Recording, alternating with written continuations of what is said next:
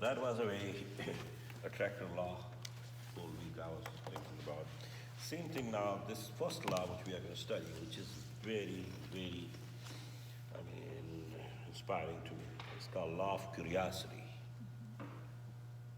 So growth is stimulated by asking why. And if you see, I mean, the entire life, without asking and without curiosity, we can't go further. More you ask, more you learn. If you don't ask, you don't learn. And this why question is a very powerful question. A lot of time people avoid. I don't know why, but they avoid. Oh, if I'm going to ask the question, I don't know what they are going to think about me and all that. But that's the way to grow. Without asking how you're going to grow. So this is the most important, the curiosity. You have to ask. You have to ask. And if you are a good leader, they always ask questions. They don't answer questions. Leadership is all about asking questions, not answering the question.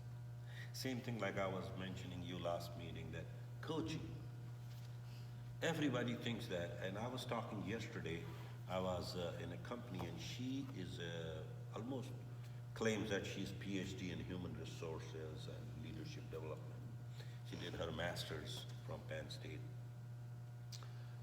And I asked her, I said, can you explain what do you think about coaching? You're a leadership director of a company and a very large growing company. And she started telling me about coaching. She didn't even know that what the coaching is. I said, the things which you're telling me, it seems like a counseling, not the coaching. Then she started, oh, people, my employees, they come here and I sit down with them one-on-one and I tell them what to do. And I said, are you a consultant? No. Are you a counselor? No. Are you a trainer? No. Are you a teacher? No. Are you a therapist?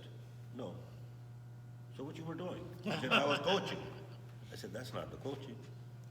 Whatever you told me,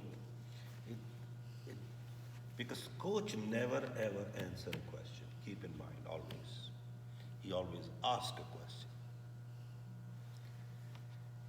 Counselor, if you had something yesterday happen in your life, in your family, in your company, in your business, wherever, you go to him and he is going to take your story from the past and he's going to tell you what to do in future, correct? That's called counseling. Or therapy sometimes people do that way. Consultant gives you a blueprint, how to do this, how to do that, and how you're going to run your business, how you're going to run your... Same thing, trainer is going to tell you what the next move will be for you, correct? That's how training. Teacher, he is going to teach you the things which you never knew. But none of these are coaching. Coach doesn't do anything. I will walk to you, Pat, and I'll ask, okay, Pat, we have a 30-minute session today. Tell me what you would like to accomplish today. I don't know the agenda. You know. You said, Faz, I'm sitting in my office and right now I'm going through this. So my first question is, okay, why is it so important for you? I'm asking questions. And then you say, because if I will do this and if they will do that, my employees, I will be okay. So my question, why they are not doing it? I'm asking this, I'm not answering, and you are answering. And at the end of 30 minutes, you're going to have the solution yourself. I didn't even say anything. Because it will come out of you. That's called coaching. Same thing, questioning, curiosity. So coach is always a curious guy. So where does curiosity come from? How to cultivate curiosity? So curiosity comes from a desire to learn. So desire to learn. Have a beginner's mindset, like a child. If you become like a kid, he has nothing in his mind, but he asks every question, correct? And more he asks, better he gets. And you see those kids are We always tell, oh, he's a very intelligent kid. Nothing he did. He just asked too many questions, so he learned. So just be like a beginner's mind. Always keep your mind like a beginner's mind to learn. Don't shy, don't hesitate, just ask. Don't assume that you know is not helpful. Ask questions. There must be a fire in the heart of personal growth. You have to have this desire that I want to grow. I want to know what, I'm so curious. I want to know what it is.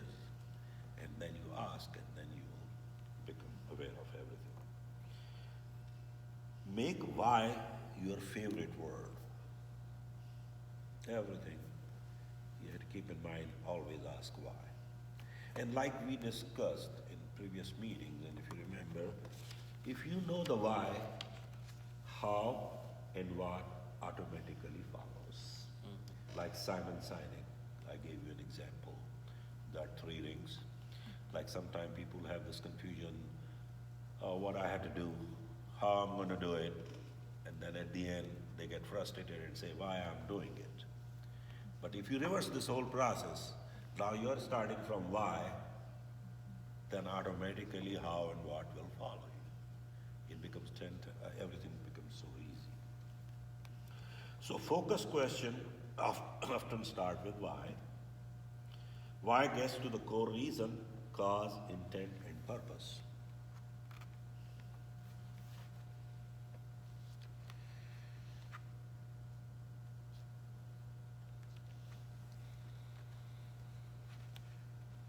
Okay, spend time with other curious people.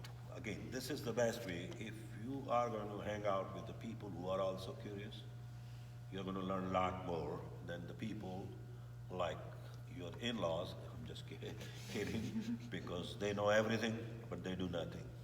But when you talk to them, they know everything. I have a brother-in-law. If you talk about marine science, he knows everything. Rocket technology, he knows everything. Stock market, he can tell you everything. You can become a millionaire next 24 hours, but he is still working in a factory himself. So it shows they are jack of all, master of none, do nothing, but they still want to answer. So don't hang out with those people. They are negative people to me. So if the other people are curious, you are going to have more information, more knowledge to share with. All right? Stop looking for right answers.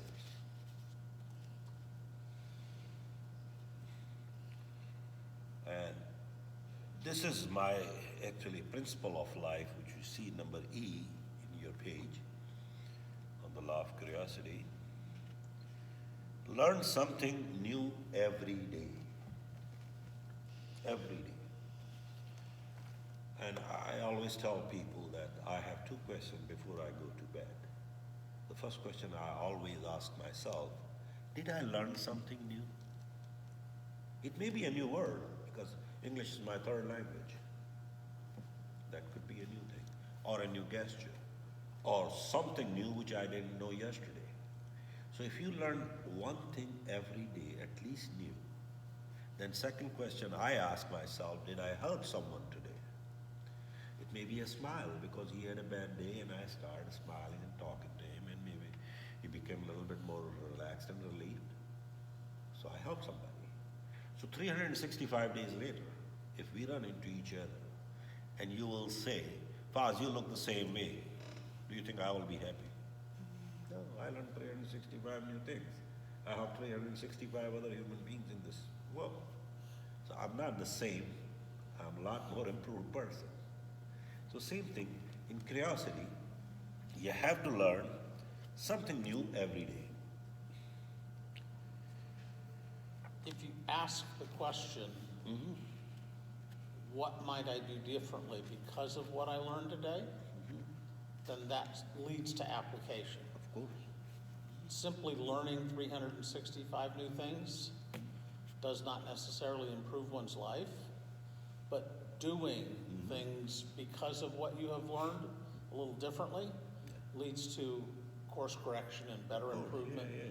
And that comes in the following law, exactly that part of the law, as we are going to discuss in the next one. because you can't give people what you don't have. So you have to know first, so I can preach and teach. If I don't know that thing, how I'm going to teach or preach or spread? So that's in law of contribution. You are going to play the same thing in the next one. So partake in the fruit of failure. So you have to be prepared. When you are curious, failure should be your favorite thing too. Never ever afraid of failure. Because failure takes you to the next level and then you learn more. Because curiosity gives you sometimes rejections, sometimes failure, sometimes negative answers. Doesn't mean that you have failed. Okay, even in failure, you ask why. Why I got failed? See, there is a curiosity right there. Why it didn't work? Whatever didn't work, you just ask why. And take failed experience as a teacher, learn, just don't lose. So that's why we say sometimes we win, sometimes we learn, but we never lose. Okay? And stop looking for the right answer. Because instead of saying, if it ain't broke, don't fix it, ask these questions. If it ain't broke, how can I do it better? That's curiosity. If it ain't broke, what is likely to break in the future? If it is broke, how long will it serve as the world changes? Like Steve Jobs, founder of Apple Computers, started this entire empire by questioning this status quo, and he was just asking questions, and that's how he grew. And now where the business is, you all know that. And get over yourself. Trying new things may mean we will look silly, but still we have to do it because we are curious. Have a child attitude, like I said. That's the beginner's mind. Do it like a child. Can I try that? Can I do that? And old saying, get out of the box. Get out of the box. Like Thomas Edison quote, what a great, there ain't no rules around here. We are trying to accomplish something. Yeah. So there's no rules. Just we are trying to accomplish something. We have never done it that way before, are the words of someone not willing to grow. So what happened actually, we have two mindsets. One is called like average mindset, who always asks himself, can I do this? Correct. And most of the time he gets rejected or frustrated. Can I do this? But if you change that question and say, how can I do this? It changes the whole mindset. Now you have already made up your mind that I'm going to do it anyway. So now let's see, how can I do this? Rather than just, can I do this? When you just ask yourself, can I do this? You may not have a good mindset as well as you're more enthusiastic about doing that. But when you ask yourself, how can I do this? The total thing is different.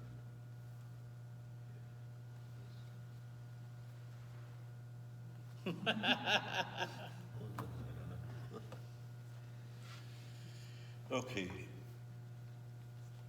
So always, think in that way. Enjoy your life. Just allow the joy of life to become a central part of your whole existence. So let's talk about a little bit this. What do you think, Jay? Give your feedback on this. I think life is a lot more enjoyable when you're constantly experiencing new things. Good. And I think that we get better solutions, things get easier when we have an abundance mindset, when we're not worried about scarcity and running out of Yeah, stuff. yeah. When we've always believed that there are a multitude of ways that we can do something, and that there will be plenty of resources and plenty of people that can help. And so we just need to gather that and discover a new way. And a lot of the times, when you try something a new way, it won't be better. It's just different. But it's like if you're going to the same location and you always take the same road, Uh-huh. it becomes extremely routine. If you take a variety of different paths to get there, you notice Yeah. new things. And that opens your mind to new possibilities. You So, leave the new trails for the rest of the world if they go on that path. So now you left the trail, so they know. So you, as a leader, it's always a good thing. How about? Through all these points, one thing that kept coming back to me was you can fill something which is already full. So that way we should, wherever we are, whatever we are doing every day, or meeting somebody, or doing something new, or even routine, try to keep an open mind for that. Let all the new ideas come in. Only then you can have, that perspective that whatever I'm doing is probably with a new attitude, with a new outlook, new perspectives. That way, once you have that, everything else will follow. You will enjoy it. You'll have that beginner's mind. Everything else will follow. But keep yourself empty so that new ideas come in. Yeah, absolutely. You have to give them a little bit of space inside you to absorb the new things. Sometimes people say, "Oh, I'm too full." Exactly. Yeah. Once you have that thinking, Yeah. then you're done.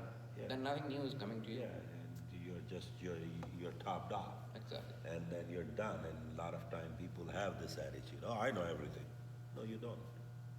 They may not say so, Yeah, but but they project by that their way. attitude. Exactly. Because, nobody in this world knows everything. But everybody knows something. Keep in mind this attitude. Nobody knows everything, but everybody knows something. So we have to learn those. I would also suggest it's critical that you prioritize your area of interest and you become extremely curious about that. If you get attracted to every shiny object, you'll never achieve significance Yeah. in the area that you want it to be. So it's important for us to say, there's a whole lot of things I could be doing. Yeah. I'm choosing to be here tonight Yeah. because I see a way that learning about growth is going to help me become a better servant of more people and get a message out to a broader audience, right?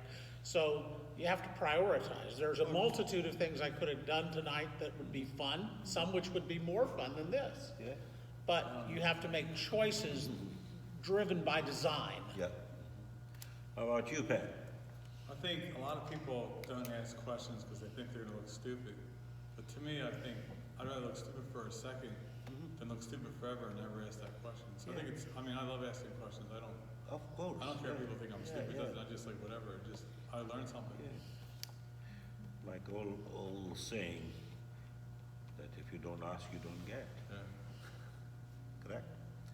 So sometime, and honestly, I have just a funny story I can tell you. It's a funny story.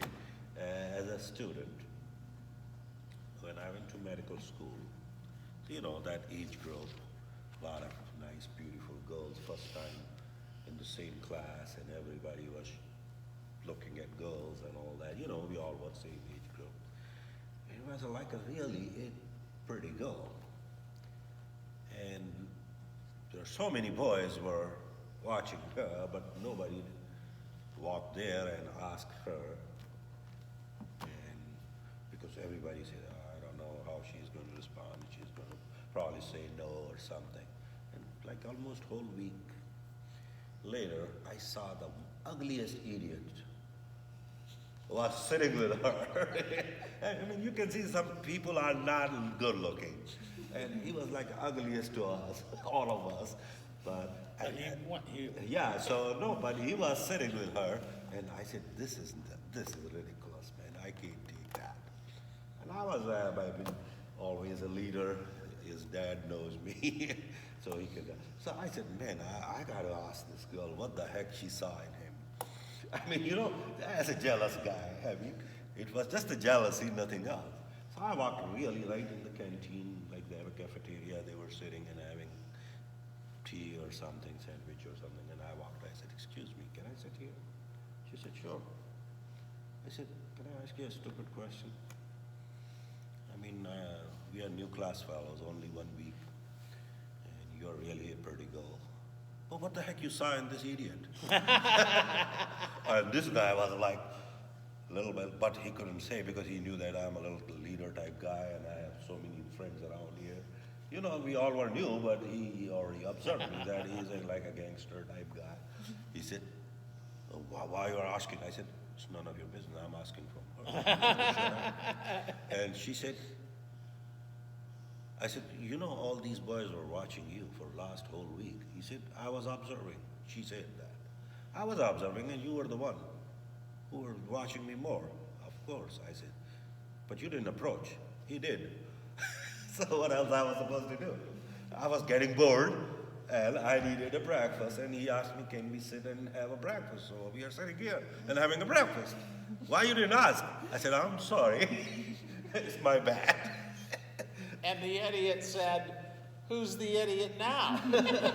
So honestly, I'm telling you, you don't ask, you don't get. That's how it happens. So it's a real funny story, but I remember it still, and it's stuck in my mind. And we have a WhatsApp group. He knows, so we all are friends on that. And this story popped up actually yesterday.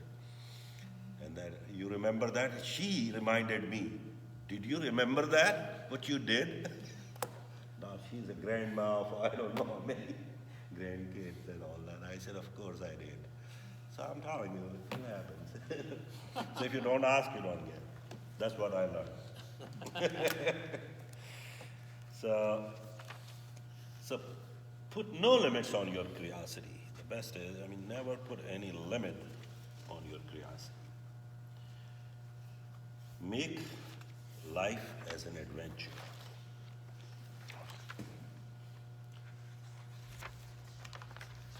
All right? So the cure of boredom is curiosity. When you're feeling bored, become curious. So make sure you do little exercise by yourselves. Do you believe that you can be curious? Do you have a beginner's mindset? Have you made why your favorite word? Do you spend time with curious people? Do you learn something new every day? Do you partake the fruit of failure, and have you stopped looking for the right answer? Have you gotten over yourself? And do you get out of the box, and are you enjoying your life? These are the questions you have to ask to follow this law and to live this law. And then you lead others. So, Elena, do you have anything on this law to say? I do agree with it. I think that to have a beginner mindset is helpful because people do notice if you act like you know stuff.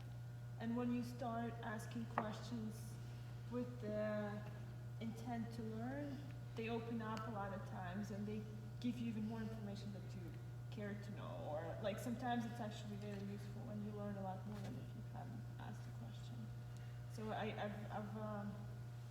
actually practice it at work. Even if I do know some stuff, I still will ask a question and I get a lot of information, and a lot of times it's more than my coworkers get because they would start their question with stating what they do know and then follow up with a question and they don't get as much.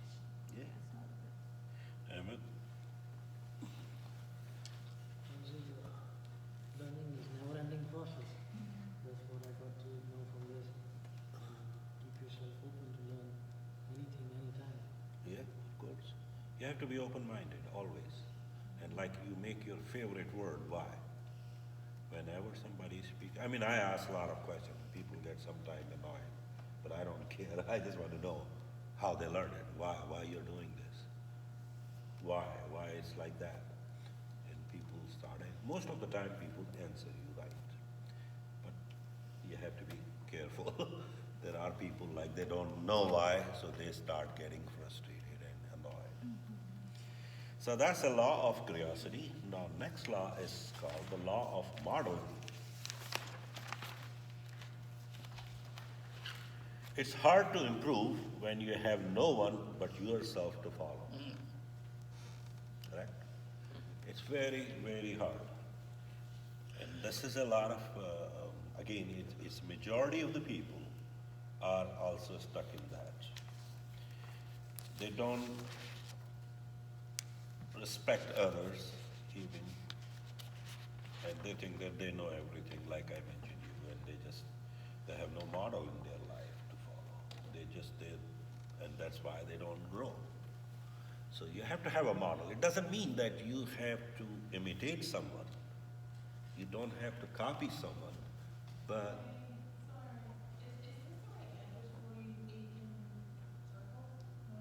Okay, Dylan, yes, if you want.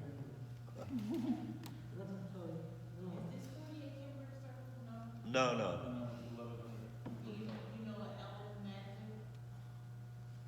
Maybe you can ask next door building, the police station, they can direct you. Yeah. So, I mean, like we were talking about, people get stuck with this, that I know everything and I don't have to copy this and I don't look at him. No. We have to have somebody as a model to us, just to grow. Like, for example, I picked John Maxwell as a model to me. And I believe he did a great job. He wrote so many books. He had a great ideas, which I can learn from. But that doesn't mean I have to imitate him. I'm not copying him. I'm learning out of him. I'm trying to see how he got to that level. I may not be at that level, but I may be halfway of that. It's more than enough. So my point is, we have to have somebody to look at. So lead, follow, or just. Discuss the notion you can only. So whom should I follow? Now this is the question. A good mentor is a worthy example, right? So here's another question. Mentor. Word mentor we heard every day. What does it mean? Can you give me the definition of mentor? What do you mean by mentor? Mentor would be somebody who would be helping you in increasing your mental capacity in some way, like. Okay. How about you, Pat? What do you think? I guess a mentor is someone who would teach you, like someone who already knows, like say a Toastmaster is someone who already knows the routine, and there's someone who's You're going to teach getting you. close, yeah? It's like I they agree teach with by you. example, I guess. Yeah. How about you? Mentor. A role model to whom you want to follow or you want to learn from? You can say that too. Elena. Probably someone who've done what you're trying to do. Correct answer. Right. This is a correct answer. Mentor is a person, like you said, who teaches you. Yes, he teaches you, but he's not a teacher. He's the person who have already done that, who went through that. Now he's going to walk you through that. So that's why you need a mentor. Like as a Toastmaster, that's how we do. Like somebody who has already done all of these 10, 20 speeches. So he has been through all that, so we want to learn from him.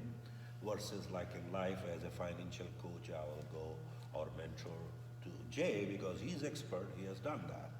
So he can walk me, he can guide me, he can lead me through that way. Sounded to me from your story like you're doing pretty damn good yourself. But I'm just saying, I mean, everybody has his own like field, and they are expert of like, I want to learn how to own a business. I will ask Sunny. I mean, how you handle that, why you do that, and all that, and he can walk me through as a mentor. So, but listen, one thing which I learned through my life experience, which I highly recommend and suggest, if you don't have a mentor, get one. Please, get one. It's a very important thing, very, very important in your life if you want to grow. Regardless wherever you want to go, find a mentor.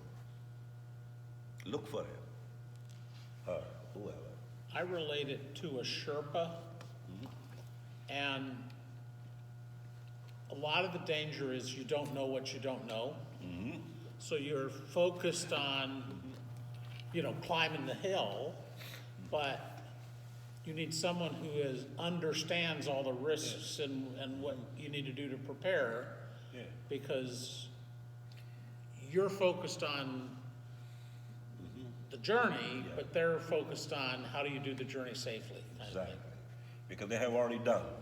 So they know the path, where the difficult times are, where the difficult situations are. They can lead you, they can guide you, so you don't have to go through all that which they have already done.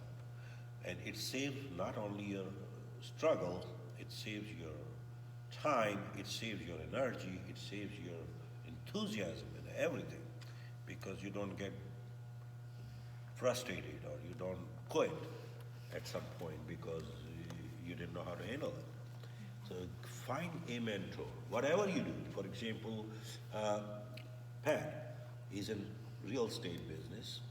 Obviously, he's been doing for a while and he knows whatever he does. But if he finds another guy who's even a lot more successful, it doesn't mean that you have to hang out with him all day long. No, just see him once a week, once a month, buy his coffee. You know how I learned, and Jay will tell you, first time I asked Jay to come out so we can have a cup of coffee at Wagman. And we sat down like an hour, and I always invite people, which is again, my lunch and learn program is, I invite, if I want to learn from somebody, I said, I'll buy your lunch. All right? So now think about that.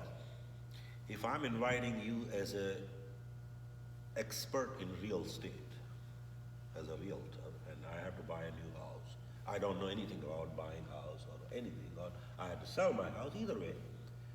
So I said, Pat, can we get together and I'll buy your lunch? So everybody say, okay, fine, it's not a problem, let's get together whenever you want. How much is going to cost me? Lunch, that's it. Yeah, how much? Maybe 10, 20 bucks. Bucks, yeah. Now, you are an expert of that subject, I'm not.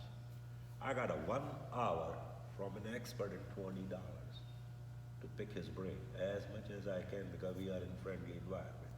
It's no professional meeting, so he's looking at the clock or something. And most of the time, like I go, I always have my voice recorder in my mind. I take a permission like I took from him. I said, would you mind if I'll record it? He said, yeah, go ahead.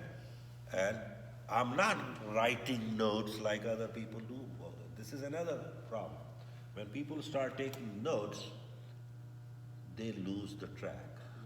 Because they are too busy in writing, they are not looking at his facial expression and all that, which is more important to me.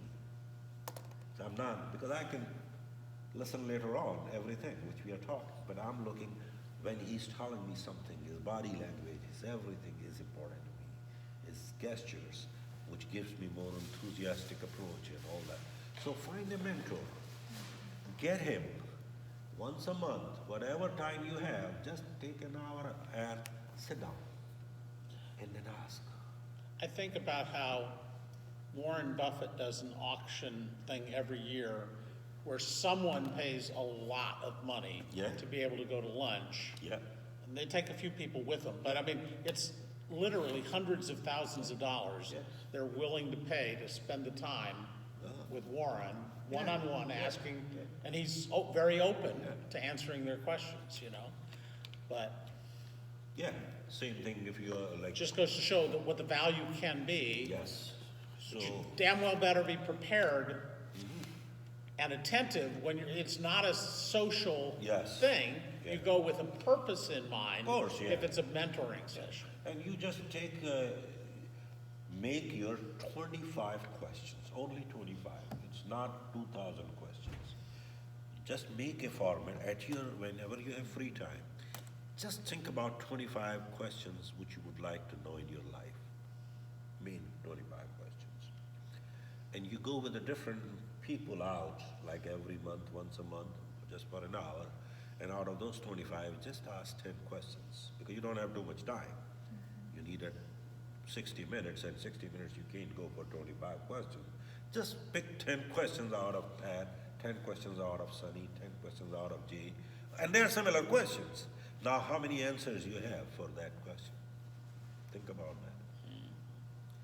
Do you think then you have the same question in your life, you are going to think twice to have an answer for that. No, you already have multiple answers on those. So Did that's you ever do that? Huh? Did you ever do that as your profession, like go up to another car salesman? I did when I started in my career, and I started that. Because I didn't know anything about cars, and still I don't. Let me explain to you one thing. Although he's my client, I should not be telling, but I don't know anything about car. Period. No, I don't. I mean, I love my brand. I love engineering and everything. But I don't know anything about cars. I'm not a mechanic. I'm not a technical guy. I know how to sell it. Period. So I went to those people who were really successful in that, and I used to just talk and ask questions, and I used to watch and observe them, what they are doing different. And you are not going to believe the people who hired me in this business, who was my mentor. Time came, he came to me that I want to, under your wing, I want to learn from you. Right. And he was my boss, first guy who hired me. Now he's my client and he's my student. He said, Faz, I remember those days, but now you are you have a landmark there. People don't know me, they know you. And I want to learn from you what you did. So that's how you become. Yes, absolutely. And it's not about only, if you want to learn selling, you don't have to be, just go to a better salesperson only. You can go in different ways. You can learn from different directions. I always think about that for there's certain lawyers I want to get connections with for me, and then Yeah, I guess I should do that, make a list of questions, take them to lunch and say, Yeah. how I can help them of or course. see how we can get a relationship. Like I said, just you have to build that network, and you can learn in $20, $30 lunch. Do you think you can get a lawyer for a whole an hour for $30? No, but as a friend, yes. As a lunch partner, yes, you can. But otherwise, who's going to come out for $30? So many times I've done $200 for 20 minutes Yeah, I know. for a lawyer. Yeah, so my point is, this is another way to do it. All right, so just get a good mentor. A mentor must be able to spend time with you to pour into your life. You may change mentors as you advance. Again, you don't get stuck with the one person. When you grow up, you need the better one, and the next one, the next one. Because not the same mentor is going to walk you through the rest of your life. No, he walked up to that extent. Now let's see who else had further. So you have to find a new mentor.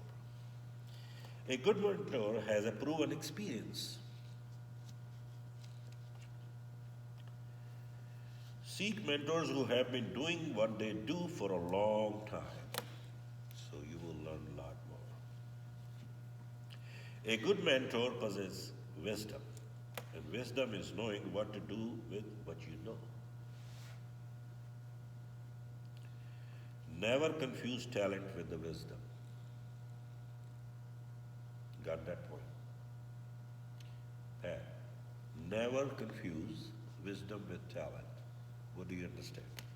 Give me a little explanation of that. Never confuse wisdom. Yeah, that's a point to understand. We all have to learn. Never confuse talent with the wisdom. There are two different things.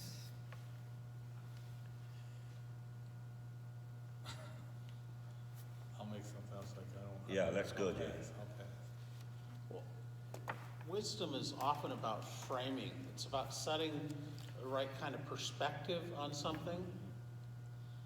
And Yeah. He already gave it. oftentimes we look at things only in one way. And Yeah. if we change the framing, it can open new doorways Of for course. us. Like he already explained, the wisdom is knowing what to do with what you know. Correct? That's the wisdom. What to do with what you know is the wisdom. Talent is a totally different thing. Talent is your strength. You know, People have a skill, talent. That's their strength. For example, somebody is good in something. But this is, wisdom is what to do with what you know. And when you combine those two, it's going to grow. Otherwise, you are confusing with both, and you are not using one or another, it's not going to get you going. Wisdom can often be passed on in few words. But talent, you have to prove it, to do it. Wisdom I can sit and talk. This is wisdom, right?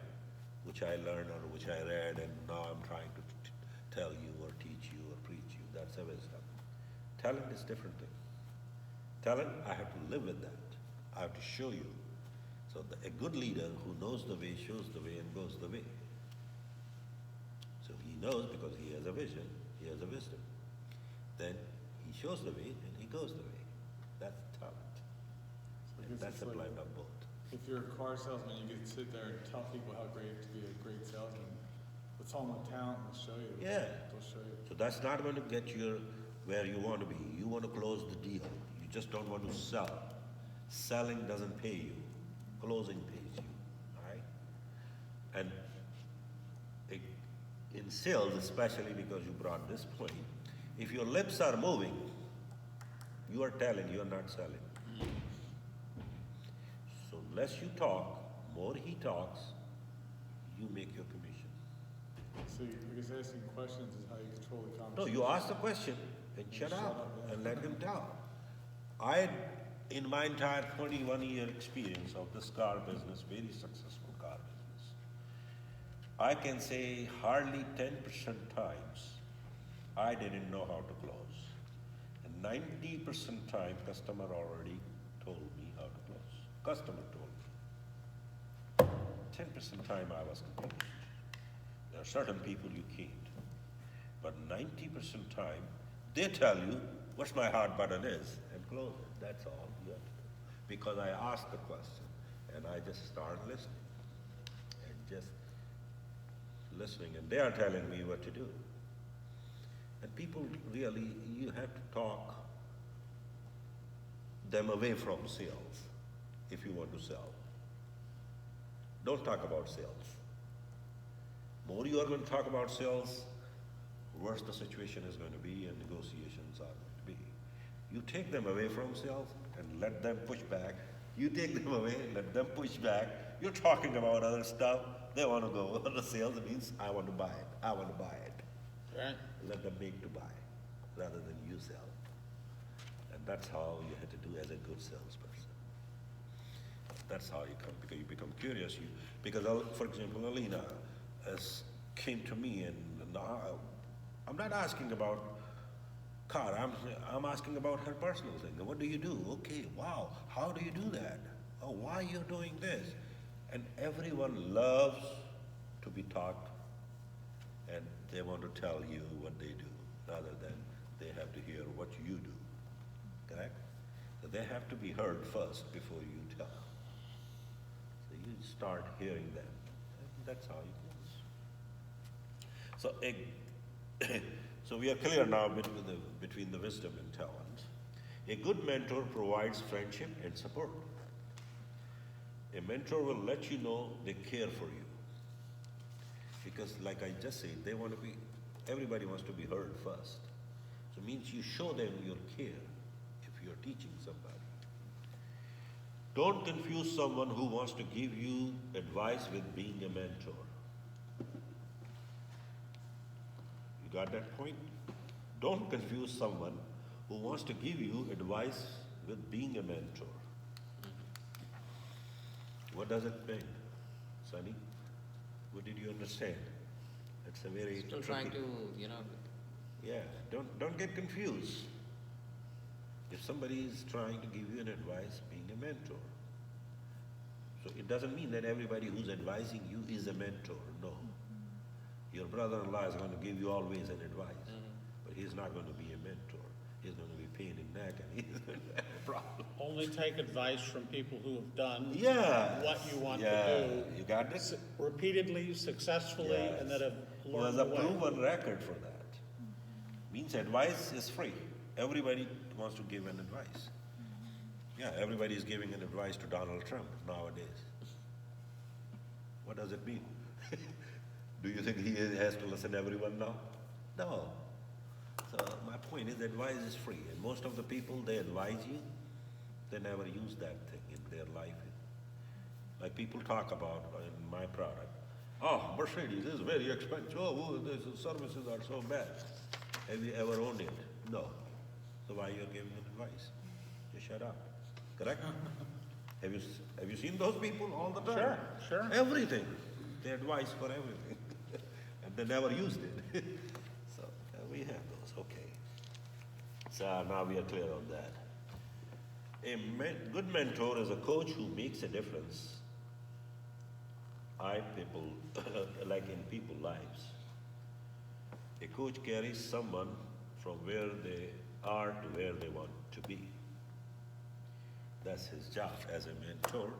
He's going to take you where you are and where you want to be, because he has already done that. So he's going to walk you through that process.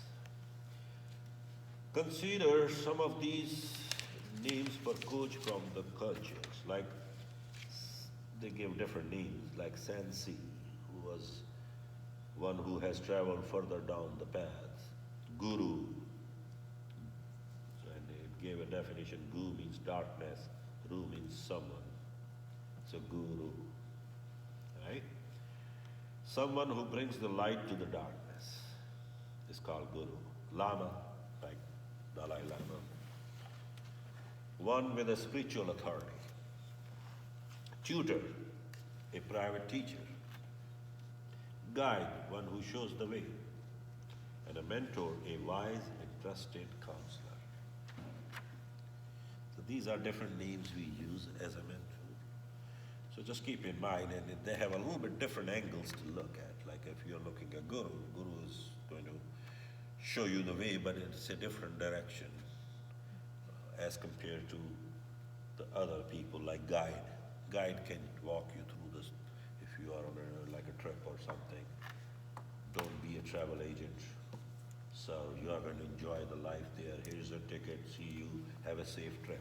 He never been there, but he's telling you everything about there.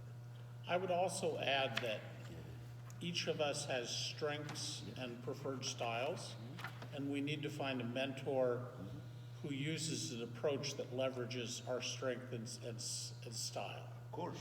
So some people are extremely analytical, Yeah. and they can tell you all the math, and they can tell, and if that's not my style, then I'm never going to become comfortable with them trying to teach me that style. Yeah. But on the other hand, if you can find someone who's aligned with your strengths, then all of a sudden they'll show you how you can use those strengths with a variety of people in a variety of contexts. I also think that maybe it's great if you can find that person, but if you find a person who is different, you still can learn.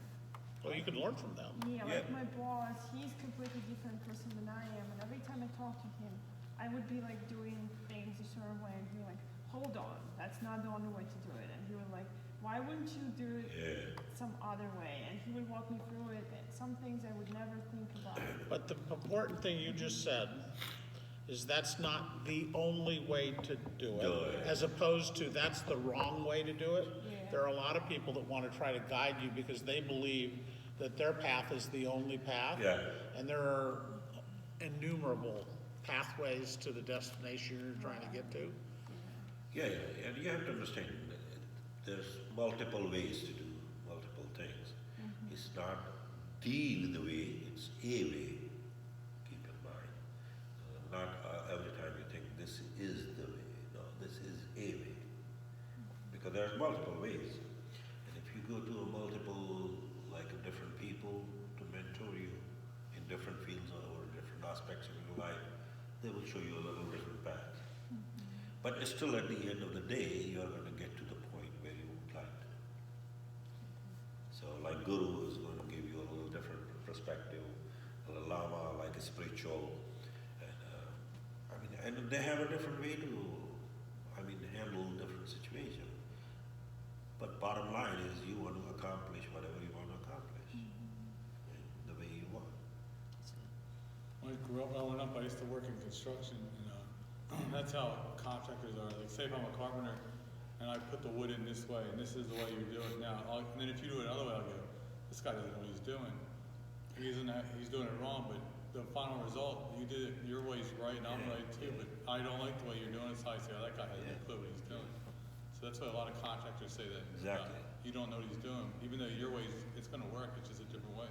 Especially if I can tell you about as a doctor. And it's very, I mean, unusual for you guys because as a surgeon, when I used to walk in my operation theater, and we are in the same field like ear, nose, throat. We were 4 different surgeons, and we all are doing same operation like I'm performing the same tonsillectomy procedure and other doctor. But we both have a different incisions. Can you imagine that? And we used to watch each other. He used to hold them differently, the tonsil, and give the incision differently, and he used to separate differently versus me. I have a different angle to do it. But at the end of the day, it was same surgery. Yeah, was they could be performed. equally effective. I mean, like you see appendix, people do only 1-inch incision and take that out. And we have people who used to do like 8 inches, and they used to do, it's the same appendix. But there's probably other doctors who would say, that guy doesn't know what he's doing. No, but they all criticize each other, but that's not the right thing. As long as it's done right. Because everybody and every approach is the right approach to them, whoever is performing that. And there are so many different school of thinking about that. Because having a bigger incision on appendix sometimes is good, not bad. You're not going to believe. But as a doctor, I can tell you, less complications. Because you are visualizing everything rather than just doing it 1 inch and you are not even looking inside what's going on. And God forbid if you rupture something. Because as a doctor, I'm thinking in a different way, which you are not. You say, oh, it's a big incision here. No, sometimes it's good and sometimes it's bad. It depends on your competency. It depends on your experience. If you have been doing for 35 years, the same thing. I will take for 1 inch. But if you are only 7-year-old in this profession, maybe I'll ask them, take 3 inches, buddy. And the wonderful thing today with artificial intelligence, where they can create huge databases, is they can begin to learn what are the factors that, so it isn't just a variety of opinions. Yes. There can be something that will say there were this amount of success rate and this amount of complications and this amount of cost. Of course. So we get better and better and better today. So now to grow, get a coach. Like they say, how to live with this law. The law of modeling means you need a coach, or like we say mentor, but now if you want to live it, to grow, get a coach.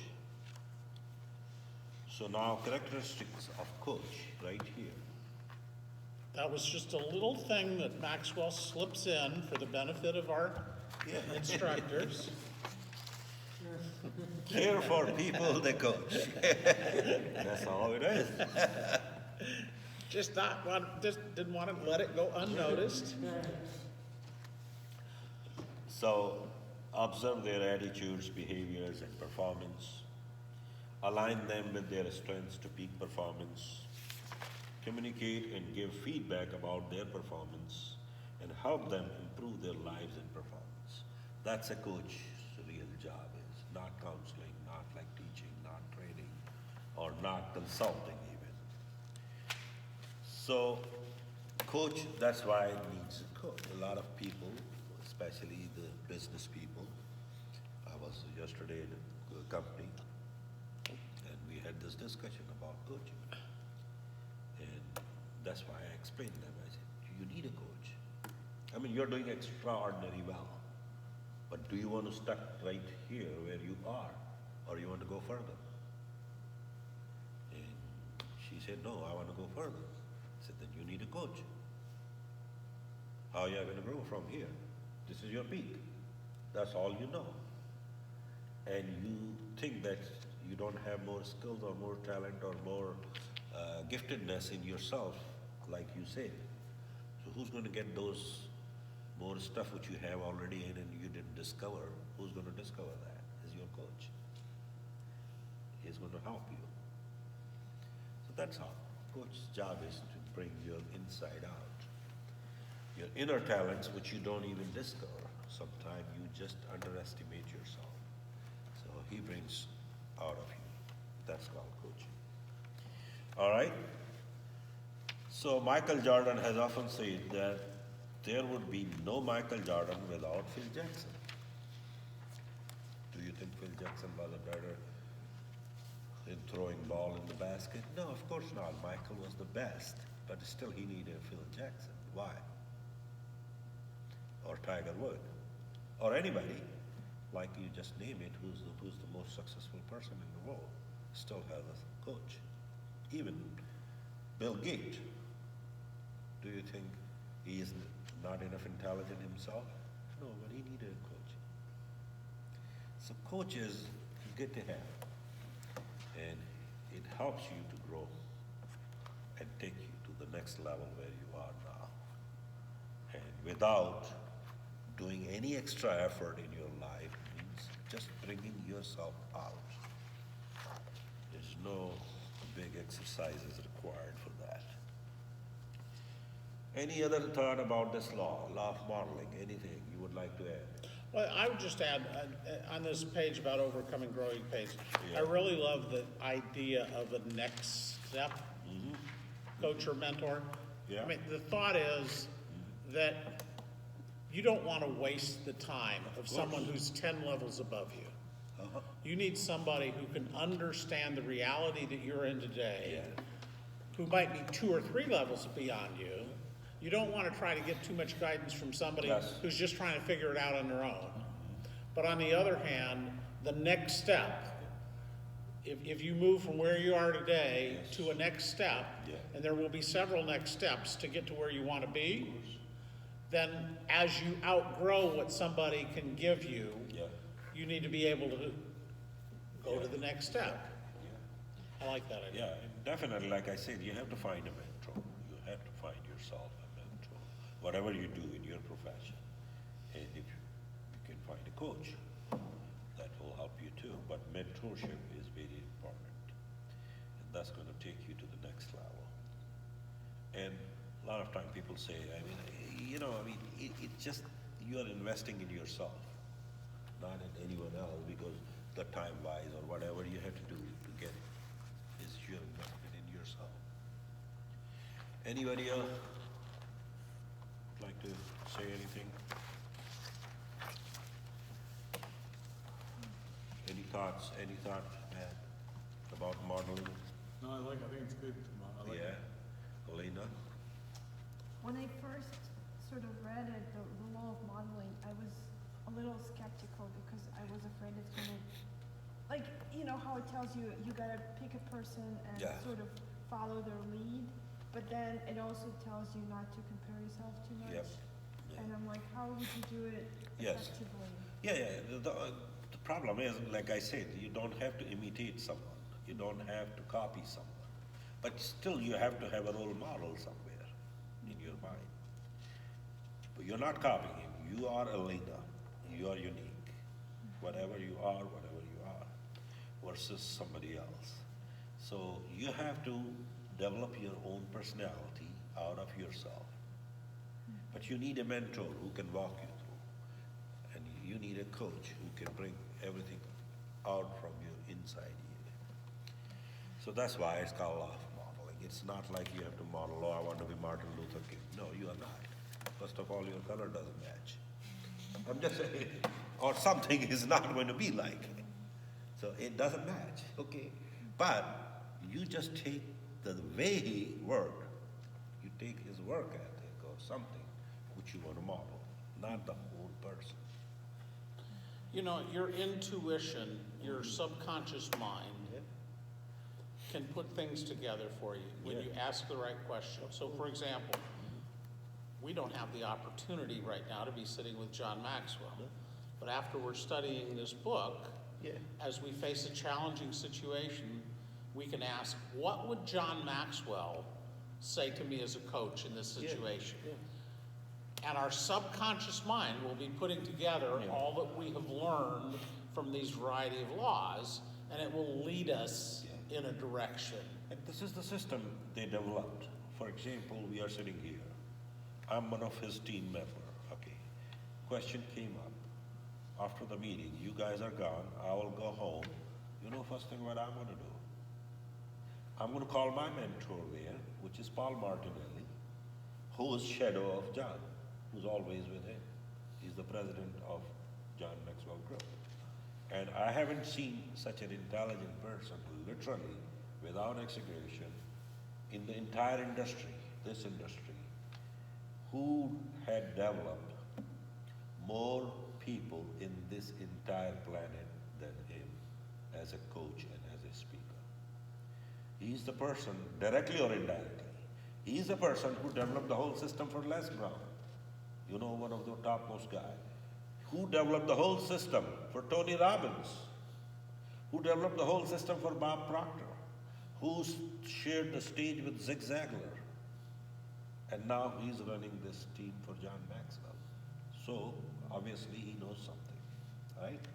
So John Maxwell type person gave like a key to him to run whatever he wants, right? And he's been doing that. So I have an access directory. Right. As an executive director, I'm part of his team. So I call him, I say, Paul, can I have 5 minutes here? And if he doesn't have, he's going to say, Fast, can I call you back? Can we do it tomorrow like it's 4:45? And he's going to give me 15 minutes. And the only thing what he's going to do is tell me what happened. And I'm going to tell the whole whatever happened. He said, you want me to answer right now? You can, if it's a quick thing, you will. Or otherwise he's going to say, okay, I got it first. I'll get back to you in the next couple hours. And he's going to give me the whole game plan through email and through the phone call. So now I got the best solution from the person who's, you know, top-notch guy in the world to do that kind of. And if he has a problem, he's going to call John. Sure. He has an access to the John for 24 hours, but not me directly. I have to go through him. Sure. So there are levels there. So that's how we learn. All right, let's go to the chapter 14, and it's called Law of Expansion. Growth always increases your capacity.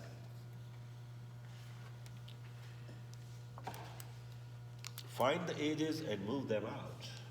How to increase your thinking capacity? That's the question. So this is a very, very powerful sentence which you read. Stop thinking more, work, and start thinking that works. That's a very powerful. So stop thinking more work and start thinking what works. That increases your capacity. A lot of time we get stuck. If that's the case, working longer, working harder could make you rich, could make you successful, then all these underdeveloped countries should be the happiest countries, because these guys, they work way harder than us as an American. Have you seen their lifestyles? You have been from there, we have been in these countries. How tough their lives are versus us. They work harder, they work longer, but they are not happy. So that's not the case. So we have to find what works rather than to work more. So capacity is not always about more, it starts with the better. How to use your time, how to use your talent, how to use your skills better, not just to work more. What am I required to do? That's the question you have to ask. What gives me the greatest return? And what gives me the greatest reward? And that's how Americans or all these developed countries are more successful, because these are the questions we follow versus just working. We see where is our return is, where is our rewards are, you know, and what we have to do to get to that. And that's why we are more successful around the world. That's why we call it superpower. That's all. If you take those three qualities out of us, we are the worst nation, believe me or not. as far as you see how lazy we are. But because we have these questions always along with our businesses and everything is attached to them. One of the most important lessons I ever learned was Pareto's Law. You know, that 20% of the activity generates 80% of the results. And 20% of the 20% is the 4% Yeah. that is truly critical.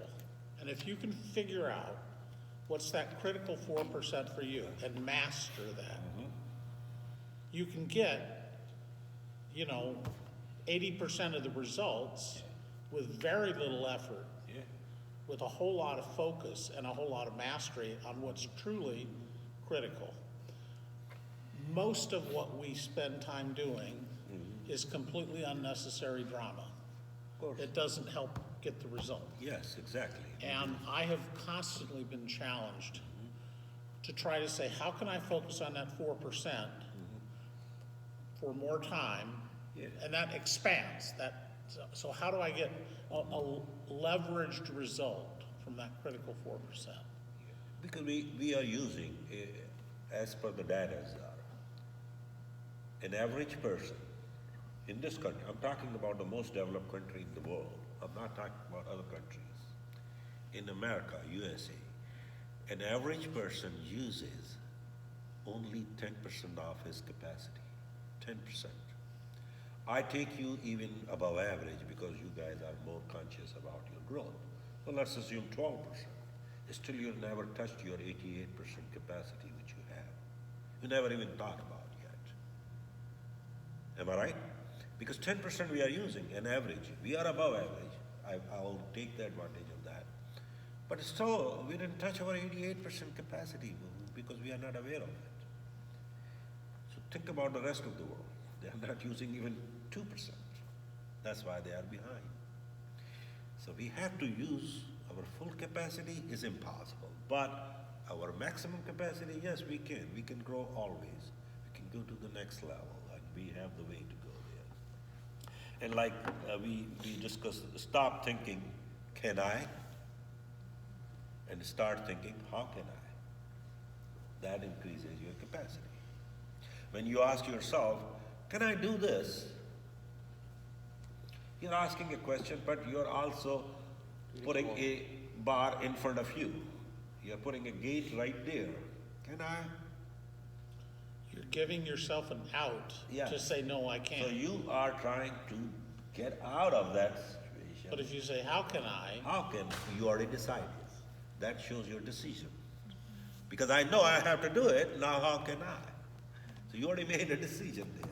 So this is a capacity from can I to how can I. And if you change your attitude from can I to how can I, think about that result, the capacity which you are going to get to. Think about it. Whatever you do. So the most common reason people do not overcome the odds is they don't challenge them enough. Okay, you didn't challenge yet. When you say can I, you're not challenging. You're finding an excuse to get out. But when you say how can I, now you're challenging. Let's see, how can I? Ask this question, what would you attempt if you know you could not fail? And that's a really, really great question. You know, this was by Robert Schuller. Got it. We discussed that, remember? The Robert Schuller and the Hour of, was called Hour of Power. Right. I still remember that program, and I heard like 20 years ago. I mean, it's the greatest question you can ask. What would you attempt if you knew you would not fail? Think about that. How many things will pop up right in your mind? If I knew that I would fail, I could do this, I could do that, I could do that, I could do that. But because you didn't, just because of the failure, fear of failure, took you away from those things in your life. Think about it. 20 things I can think myself, and maybe you can more. Correct? Yeah. How many things you can think? If I knew that I won't fail, I could do that. But we just get scared of, we get fear of failure. What most people don't realize in that Yeah, is that doesn't mean it's gonna be easy, and that doesn't mean it's gonna be right away. yeah, It's all about persistence. So I can never fail if I never stop. I never give up. I never say I'm at the dead end. I don't have any more energy to keep going. As long as I continue to make course corrections and take another step, I'm on my way to the destination. it's just like your rate of failure is 100% for the things which you never attempted. Right. Because you never attempted. So your percentage of failure is 100% right there.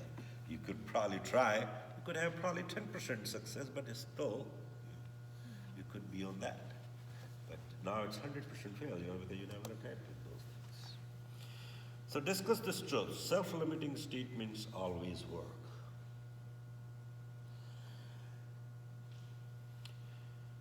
Remember, most systems in nature are on constant readjustment to correct the direction toward the goal. So, did you understand that statement? Remember, most systems in nature are on a constant readjustment to correct the direction toward the goal.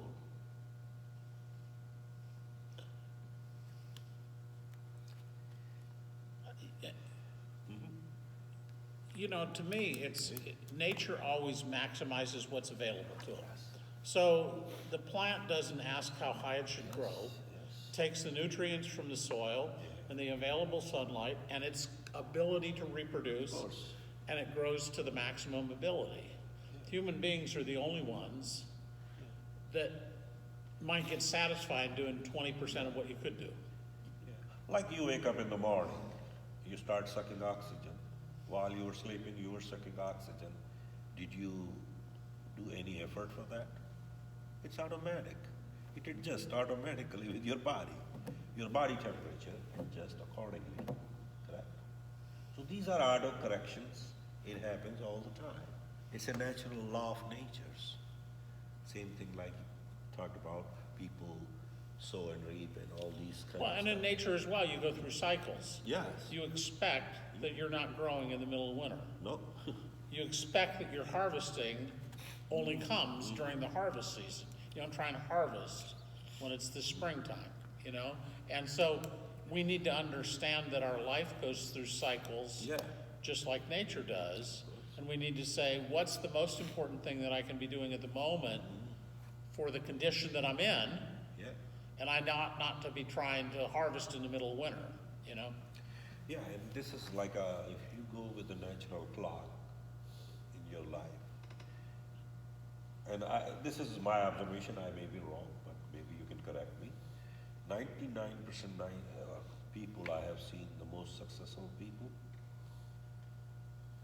the one thing I saw common was they were morning person. 99%.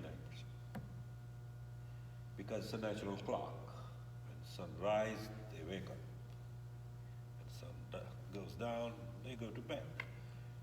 The people who are going against the natural clock, you will see 90% are failures. I'm a late night guy, I'm a party guy. How many of those party guys are successful? Have you seen them? They're sitting in the bar, they're fighting with each other, correct? And next morning they have a hangover and they get fired so often from their jobs, Talking about nonsense. correct? So my point is, it's all auto adjustment. Nature also provides you too. So if you go by the nature and do the way nature asks you to do, you will see a lot easier to accomplish. So don't confuse the need to correct with failure. So, I mean, there's a difference between failure. If you want to correct the failure, also you need, don't confuse it. You have to go with the natural, and you have to go with the required things which you had to do to become successful or to grow in your life, rather than just trading off things with different things which are not really useful there. It's like a plane too.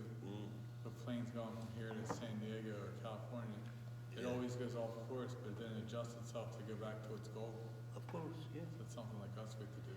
And again, the capacity, law of capacity or law of expansion, like we say, expansion, stop thinking one door and start thinking many doors. If when you get out of one door, there is another door, and there is another door, and there is another door. So don't limit yourself. You don't have any idea about your capacity. Like I said, we didn't even touch our 88% capacity, even as an above average. And average didn't even 90%. So today's a day about love. Stop thinking about one love, and start thinking about Multiple love. Oh yeah, of course. So in 1 minute. Said, we are here. I mean, this has been like a all day long. I'm just trying to make sure I'm understanding. I want to follow Mr. Say, that's Maxwell. why I'm allowed to have 4 wives at once. Just don't tell the other 3. Stop thinking one door and start thinking many doors. There are always options. There is more than one way to do something successfully. The odds of arriving anywhere increase with the creativity and adaptability. Movement with the intentionality creates possibilities. Movements with intentionality creates possibilities. Failures and setbacks can be great tools for learning. So never get frustrated with your failure, because failure is giving a detour or a different path to get to somewhere. Because so always think that this is the way, it doesn't work. Let me try the next. Like Edison did that. When they asked him, "How come you failed 200 times?" He said, no, I never failed 200 times. I learned 200 ways it doesn't work. So that's the attitude you should have in the life. Failures and setbacks can be great tools for learning. Knowing the future is difficult. Controlling the future is impossible. So knowing the future is difficult and controlling the future is impossible. So you don't control that. Knowing today is essential. That's a very important thing. Knowing today is essential and controlling today is possible because you are in the moment. You have the control. You can do whatever you want now, but you don't know for tomorrow because it's just a promissory note to me. We don't know whether we are going to wake up tomorrow morning and this oxygen is going to be in my body or not. I will be able to or not. But you know right now, this moment, I'm alive. I'm sitting here. I can do whatever I want. Success is a result of continued action filled with continual adjustments. So you have to make adjustments every single day in your life because you're growing. And when the growth is impossible without change. If you're doing the same thing which you have done already, what the results are going to be? Same results. So if you want something better in your life, you have to do something better which you never did it. You have to make a change in your life. So now the question is how to increase your capacity for action. So here we go. Stop doing only those things you have done and start doing those things you could and you should do. Because if you're doing the same things which you have already done, nothing is going to change. But now start doing those things you could and should do, it will change. Will you continue to do what you have always done or try something new? Obviously, new. What we should do can and is still shifting in importance. What we should do can and will shift in importance. Expansion requires leaving your comfort zone. That's it. Again, law of rubber band right there. Stretching yourself, coming out of your comfort zone. Life starts where the comfort zone ends. That's how the real life starts. You have to get out of your comfort zone. Making mistakes is a sign that you are actually doing something. If you're not making a mistake, it means you're not doing anything. So making a mistake is a good sign that at least you're trying something, which is working or not. That's it. That's a result of that. But if you are not making any effort, you're not making any mistake, obviously. So it means you are doing nothing. Stop doing what is expected of you and start doing more than is expected. Did you get this point? Stop doing what is expected of you and start doing more than is expected. So we live in a culture that gives trophies for just showing up, like we discussed last time. What a nonsense. That we are presenting trophies for just to the losers. They just showed up and they got a trophy. That's We're cheating Yeah. the children yes. because they're not growing up learning that there are winners and losers. Yeah. And when they get mollified through participation trophies and being, everybody gets, Yeah. a pat on the back because they tried regardless of whether they did Yeah. anything or not. All of a sudden, when they turn to be young adults Yes. in the real world, and they get slapped upside the head because they have done something completely Yeah. unacceptable, they don't understand. That's very disgusting to me, honestly. Just presenting trophies to people because they show up. They're losers. They did nothing. If you are presenting to the winner, it makes sense, but not to everybody. They do And that that in the ruined our Olympics. culture. I was joking, they said, did they do that in the Olympics? Yeah. So, okay. Expanding means we must do more than is expected. We have to expand ourselves. And obviously, when we expand ourselves and we go to our maximum capacity, which is way, way more than we think, so we will grow. And growth happens when you go beyond your comfort zone and go beyond your limits. And I think the wonderful thing is, we're studying this because we all want to grow. Yeah. It's not that you have to be 200, 400, 800% better Yeah. than everybody else. But when you do a little bit more than is expected, you stand out. Of course. Because most people don't. Yeah. And if you want to stand out and have a little bit of extra contribution, have a little bit of forethought and planning,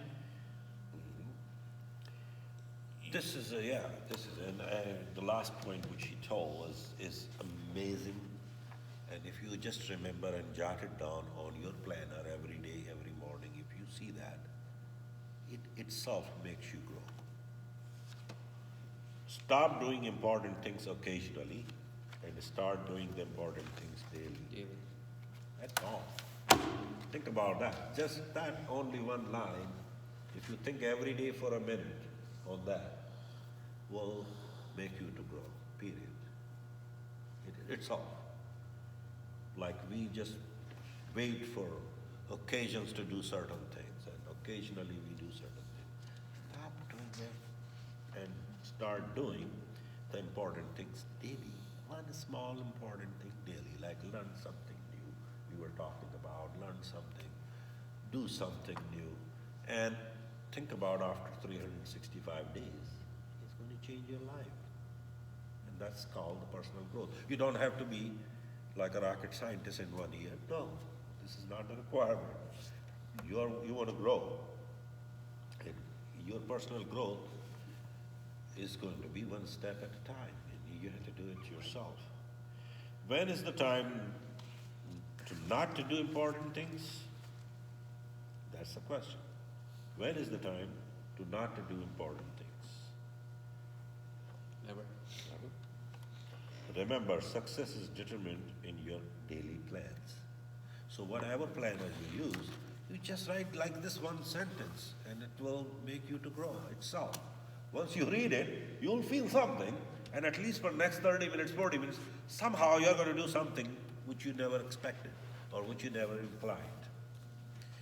And measure your capacity.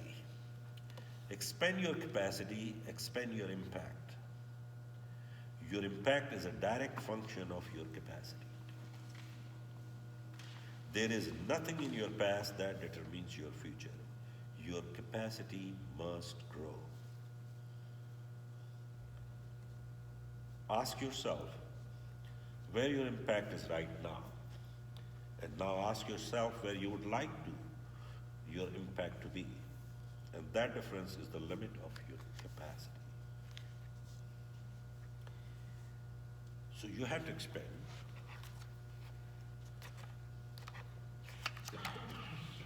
Your capacity, you make sure you decide yourself how far and how farthest you want to go in your life, and just start working on that one step, baby step, one day at a time, and you will see the growth. Any feedback on this?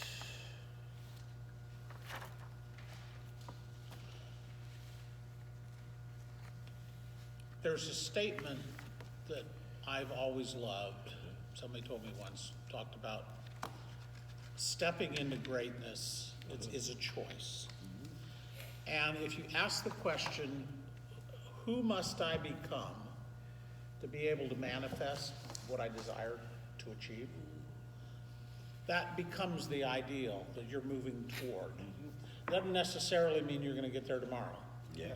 But it's easy for us to understand the characteristics that a person who could achieve what I desire to achieve would have.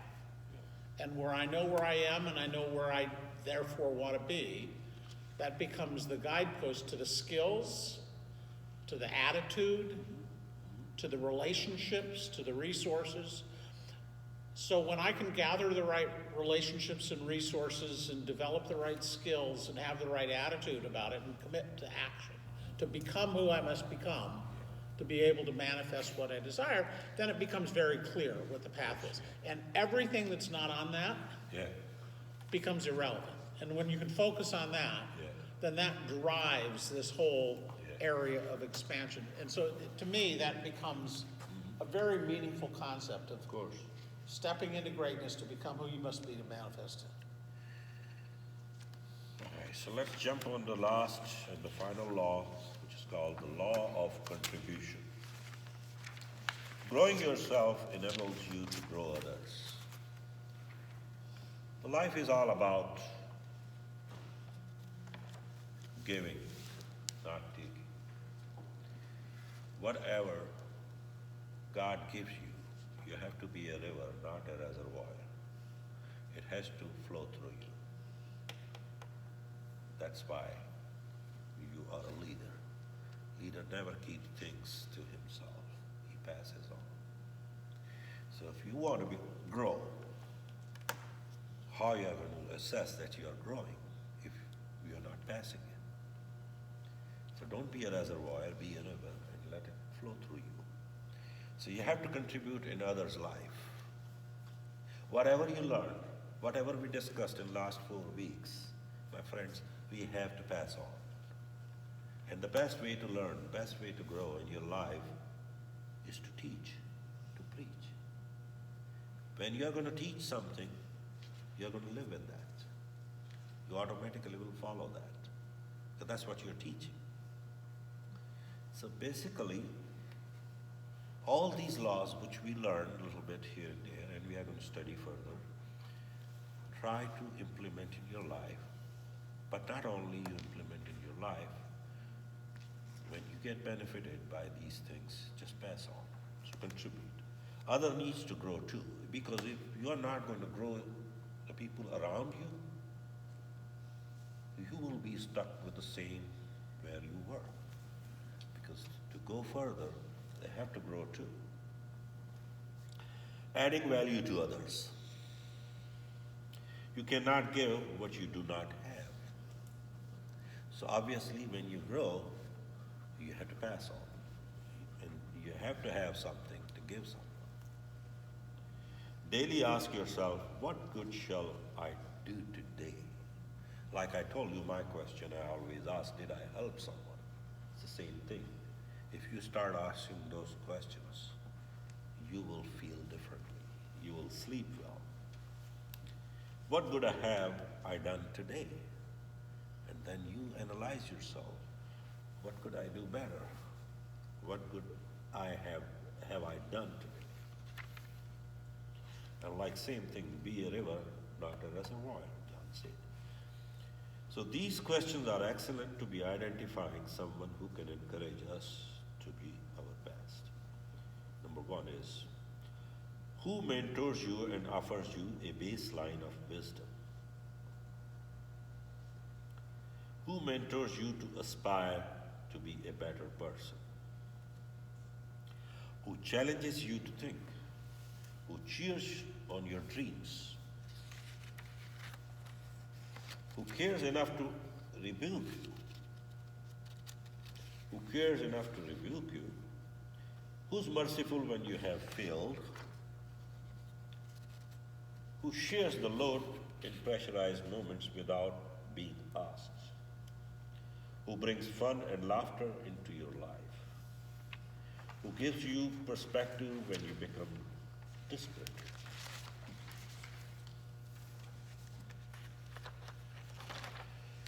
Who inspires you to seek faithfully after God and who loves you unconditionally? Now turn these questions around on yourself and reflect how you can be this person to someone else.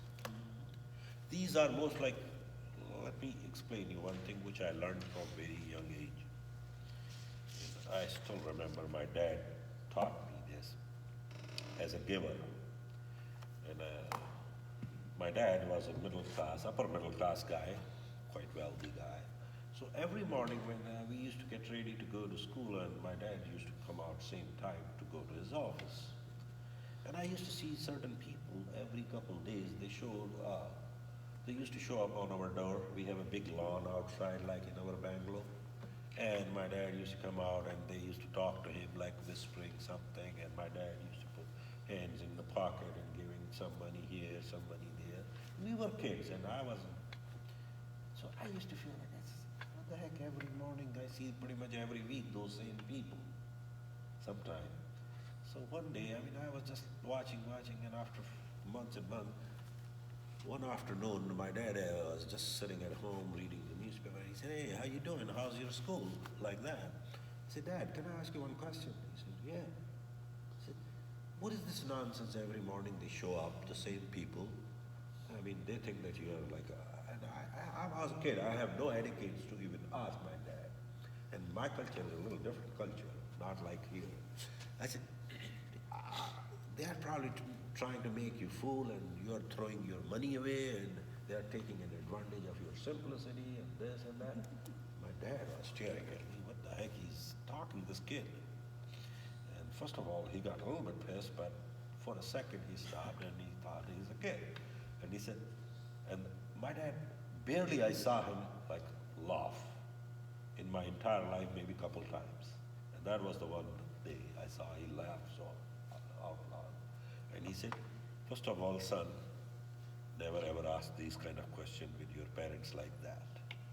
You should learn how to ask questions." I said, "I don't know, you never taught me." So I was Mr. Smart as a kid. And he said, "First of all, let me tell you one thing for the rest of your life so you can learn." He said, "Son, you have only two ways to live in your life. Either this or this. Okay? So when you do this, means you are a giver, or this is you are a taker. But when you give this way, means you are a giver. Who's the ultimate authority who gives everyone? God. Almighty. Whatever you believe in, whatever name you do, but it's a God, okay, Almighty. He said, when you do the same thing which God does, it means you become an agent of God in this world. So God will always give you more than whatever you need so you can do His job for the rest of the people. So be a giver, son. Whatever I do whatever God told me. That's why we have all that, and they don't. So don't even think of that. If they are lying, it's their problem, not mine. If they try to cheat me, it's their problem, not mine. I have to still pass on. And I learned that, and I didn't realize I was a kid, but when I grew up, I realized that how true it was. When you become a giver, you will never ever feel like that you have less. But you become a taker, goes always under.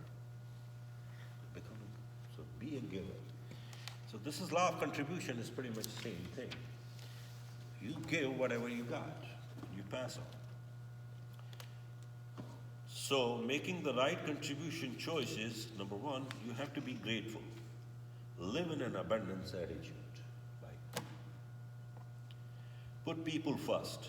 Is there anything more important than people? Probably not. If you are a leader, either people will be first or you won't be the leader very long. So put the people first. Don't let stuff own you.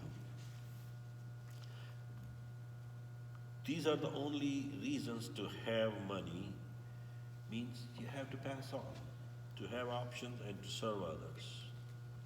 If your life's work is to have a life's work, then you are working for the wrong thing.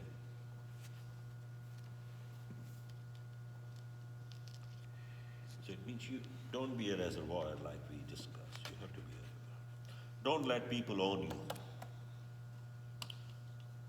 Owe no man anything and let not others owe you too. Graciously accept gifts, but never as a means to control, which is like we have a lot of bad corruptions and bribes all over the world in the name of gifts, and then they try to own you. So graciously accept gifts, yes, but never as a means to control you. Don't take as an obligation. Define success as sowing, not reaping. You may never see the harvest of your labors. Think of those who have plowed the ground for you and never knew how much they influenced you. And commit now to not leave this world without having impacted others for good. Keep growing to keep giving. People who stop growing will stop giving. People who stop growing will lose their passion. The greatest gift you can give someone is your own personal development. So never ever stop growing yourself. Why these masterminds and these books and everything is important? Because it develops you personally. And when you grow up, you become a better giver. You can give more. So with this, we'll wrap up. So I want to go back to one of the points you just made. I had trouble the first time I read it about defining success as sowing, not reaping. I mean, I understand the whole idea of leaving a legacy and serving other people. And so it's an act that you want ongoing. You may never see the end of it. But success is, to a large degree, defined by results. And results is the reaping part. I mean, I'm not in it for the game. I'm in it for the gain, for the, I have intentionality. I will course correct, I will persist, I will continue to do. But when he says define success by just sowing, I had a little bit of trouble with that. Okay? But that doesn't make it right. I mean, that's maybe something I need to grow through. No, but like if you are not growing right, if you're not sowing it right, how you're going to reap it right? Number one. Right. You cannot reap a mango while you sowed an apple. Seed, whatever. I totally agree. That's why bottom line is, I have a problem with just there is defining a whole success as sowing. period of harvesting and all this. For example, Chinese bamboo tree. Right? When they sow that, you know how long it takes? It's like 5 years and then, or something. 4 years and 10 months. Nothing is on the ground. But this guy wakes up every morning He does whatever the fertilizing and watering every day, and people say, "Hey, what are you doing?" "Oh, I'm doing China." "Oh, where's your tree?" Nobody, they laugh on them, but they don't give up.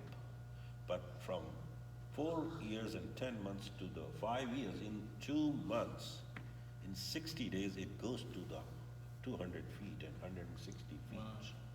200. Within 60 days, it grows.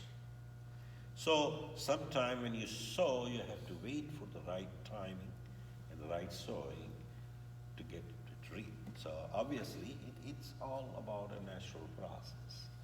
So, and then in 60 days, they have a 200 feet tall, those What kind of bamboos. tree is that? Bamboo.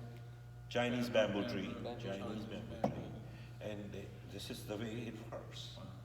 And sometime it goes, and you know how expensive that tree is, that bamboo is around the world. That's the most expensive bamboo you can buy. So that guy who worked 5 years gets paid after 5 years. But easy. So yeah, the results are there. If it had said contribution Yeah. is about sowing, Yeah. not reaping, I get it entirely. Yeah. I just have a problem with saying success is about sowing, not reaping. That's just, Yeah. I struggled with that. No, I mean, define success. He doesn't say it's define success as sowing, not reaping. So you can define, like, success needs a lot of things which you have to do, pre-success things. Yeah. For example, you have to sow it to get it reaped. For example, if you are not planting right, your success. Because success means different to different people, number one. Number two, success is a very temporary thing. Success is never a permanent thing. You know that. For example, today I woke up and I said I had to go Westchester because of my office. So 30 minutes, 35 minutes later, I was in Westchester. So I was successful. I didn't have any accident or anything. It means I was successful. It's a success, short term, but it was. Because that was in my mind at that point. But sometimes, like, you have a big goal, depends on what success level you are thinking. So success is different to different people. Sometimes it's just a landmark. It's a milestone in your life. When you get to one, you look for this next one, and then next one, and then next one. It never ever ends. There is no ceiling on your success. Because success is not a destination, it's a journey. Huh? Yeah, it's not a destination, it's a journey. It's a consistent and continuous journey. It's a lot easier to get a success, but to sustain it is the most difficult part. 99% people, when they get success, within following few years, they lose it. Only few percent of people, they sustain it. So sustaining success is the key, not just getting the success. It's a temporary stuff. But hope you guys learned something. Very good. And Very I will helpful. be Yep. more than happy to get some feedback. And what I need is a little favor. When you guys all are on LinkedIn, correct? If you can put a couple lines for each other, not only for me. I will do for you, you guys do for me. We have to do as a team, and we have to endorse each other because we all work together. And the best is just be accountable to each other, be in contact and in touch with each other. And maybe you can come up with some good idea, just share with other team members so we can sit down and talk. And like I offered you, in case in future, if you guys have time, we can do that disc thing I was telling you about. You heard that? Yeah, it's a very powerful. I mean, one session only we can do like 2 hours. And What's the disc? disc is a personality analysis. Whatever you do in your life, there are 4 type of people in this world. All right? There are 4 only kind of people. Either they are task oriented or they are people oriented. So D stands for dominant. I stand for influential. S stand for steady. and C stands for consciousness. These four personalities are in this world. So when you're dealing with someone in your office and with your boss or with your subordinate or whatever, you should know which category he is. And once you know which category he or she belongs to, it's a lot easier to handle. If he or she is a dominant, then you have to deal like that. If you have influential, so this is like a whole subject. We can talk in 2 hours, and we can do some exercise together. And there is always a way, as a mature leader, you can handle all four.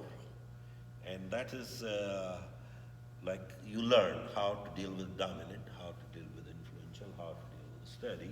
Although you are not of that category, but you can handle that. And so you have to learn this is a circle. We can discuss that, and I've been trained by Dr. Rome, who's the inventor of this disc. And now 99% major corporations use the disc. Personality, your HR and your boss, they don't tell you, but they have a disc. So they know which part which group you belong to, that's how they handle you. So once you learn that in your life, it makes your life easier to handle people, whatever you do. So we can do, at some point, you guys are interested, let me know, we can book a room like here, just for one evening, and we can get together. Sure. And I can go through that, but because it's going to be a little hectic now in the next few months, because I will be traveling too. And also I'm starting probably those new ventures.